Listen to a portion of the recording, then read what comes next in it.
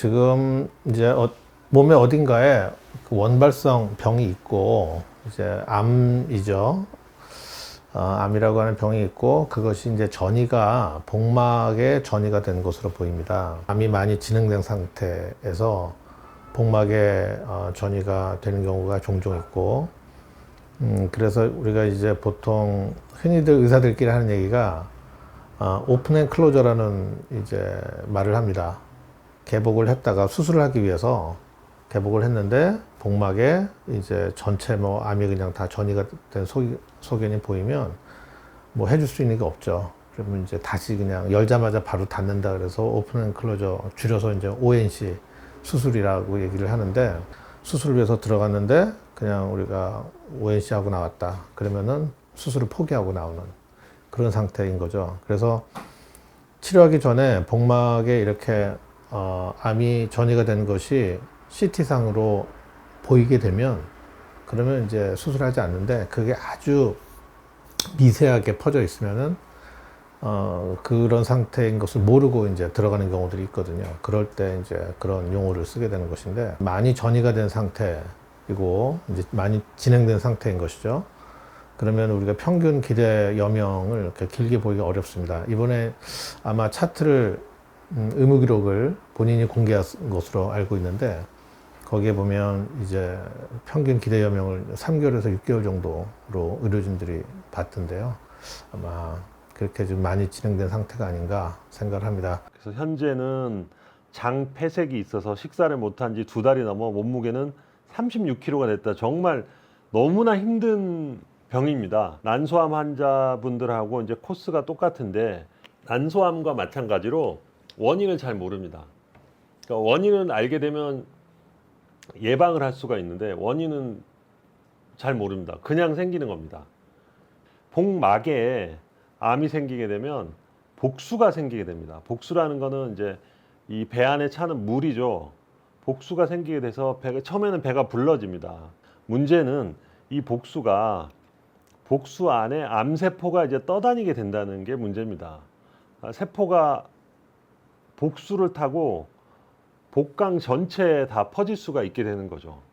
이런 복수를 타고 이렇게 떠내려가는 거죠, 암세포가. 그렇게 될 때는 그 순식간에 퍼지게 되고, 이제 그런 거를 복막 파종이라고 합니다. 그래서 이제 이렇게 돼서 거의 이제 말기가 되고, 이때는 치료는 수술이 가능하면 수술을 하고, 그 다음에 항암 치료는 반드시 해야 되는데요. 이제 수술이 또 문제가 됩니다. 수술이 만약에 어떤 장기라면 대장암이다. 그럼 대장 그 암이 생긴 부위를 절제해서 이렇게 떼낼 수가 있겠죠.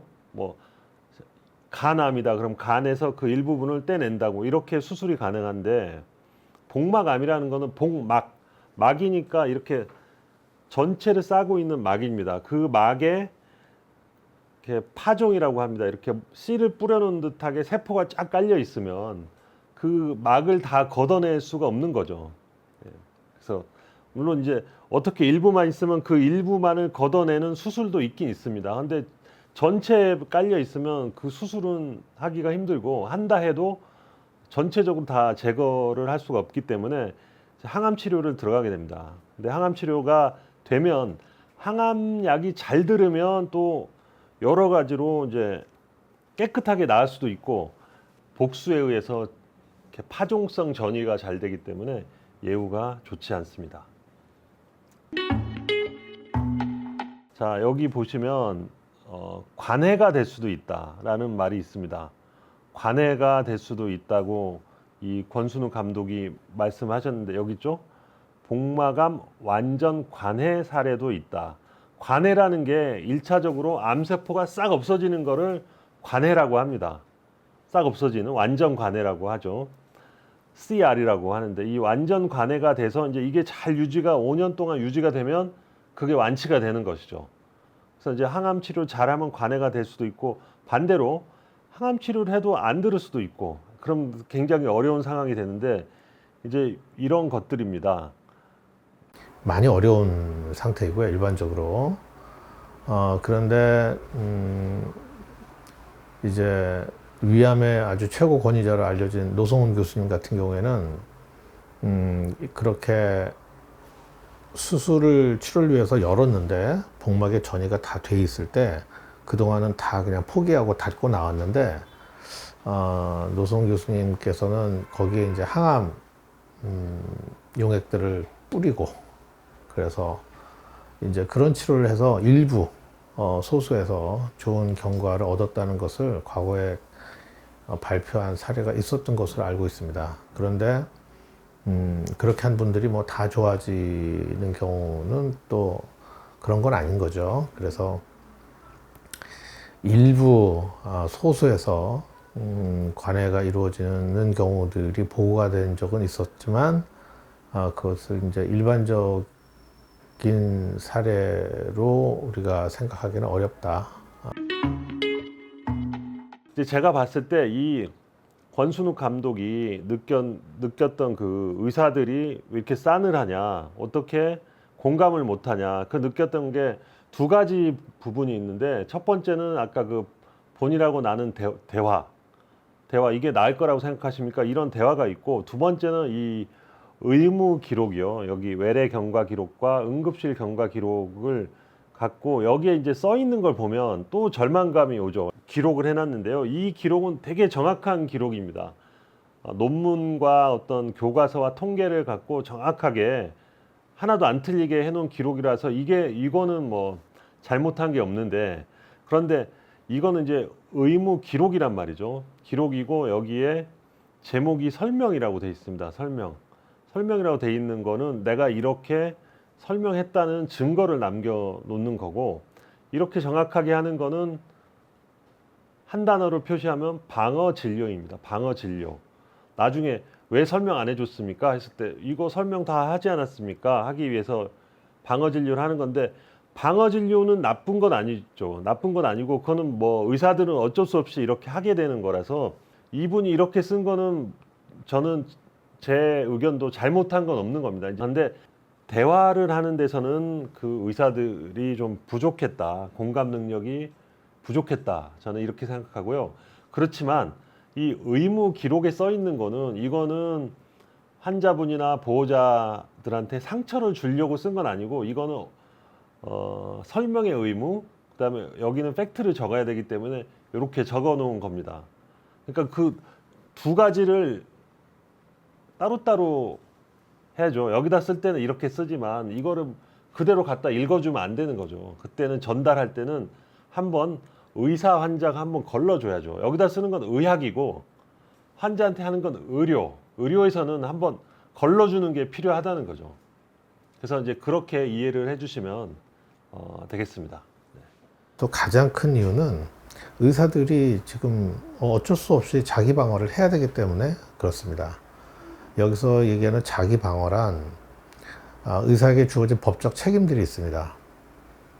그런 설명들을 일일이 다 해놓지 않으면 환자의 처지를 생각해서 그런 환자에게 마음 아픈 얘기, 냉정한 얘기를 하지 않았던 의사들이 나중에 법적 책임을 지게 되는 경우들이 아주 허다하게 많기 때문에, 지금은 환자의 생명이 달린 그런 분야의 진료를 하는 의사들은 누구든지 지금 자기 방어를 아주 최우선으로 하고 있는 그런 상황인 것입니다. 두 번째는, 이거는 뭐 의사들마다 생각은 좀 다를 수 있겠지만, 특히 이제 종양내과를 하시는 분들, 이런 분들은 사실 의사가 환자의 처지에 대해서 심적으로 같이 공감을 하고, 그렇게 할 경우에 의사들도 굉장히 그것이 이제 정신적으로 많이 힘든 일입니다.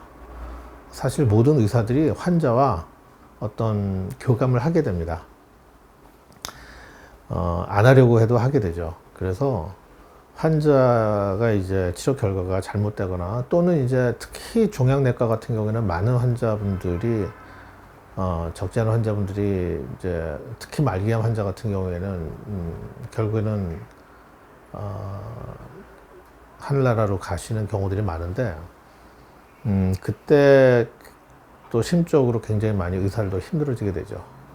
근데 그런 일들을 이제 계속 반복해서 겪다 보면은 환자와 그 교감하고 공감하고 하는 것 자체가 굉장히 본인한테 힘든 일이라는 것을 이제 배우게 되기 때문에 거기서 어떤 그 정서적인 교감을 좀 의도적으로 차단하려고 하는 그런 기제들도 일부 작용한다고 또 저는 생각을 합니다.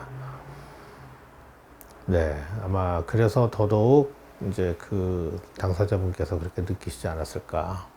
그런데 보다 더 큰 이유는 아까 말씀드린 대로 지금 의사가 환자를 진료를 하면서 의사가 져야 할 법적 책임이 굉장히 많거든요. 그 중에 아주 중요한 것 하나가 이제 설명 의무인데, 그런데 문제는 뭐냐면 치료를 할 때 정말 수많은 부작용에 대한 설명을 다 해야 되는 의무가 있습니다. 다 하고 나면 환자 입장에서 판단이 어려워지는 경우들이 많아요. 환자는 사실은 전문적인 의학 지식이 있는 것이 아니기 때문에 가장 잘 아는 의사 선생님이 결정을 해주면 좋겠는데 지금 많은 경우 그렇지 않죠. 지나치게 의료진에게 이런 법적 책임을 지우는 것이 결코 환자에게 꼭 좋은 일만은 아니다. 환자도 보호받아야 하겠지만 의사도 존중과 보호를 받아서 그것이 결과적으로 환자를 위한 최선의 진료로 이어지는 좀 그런 환경이 만들어졌으면 좋겠습니다.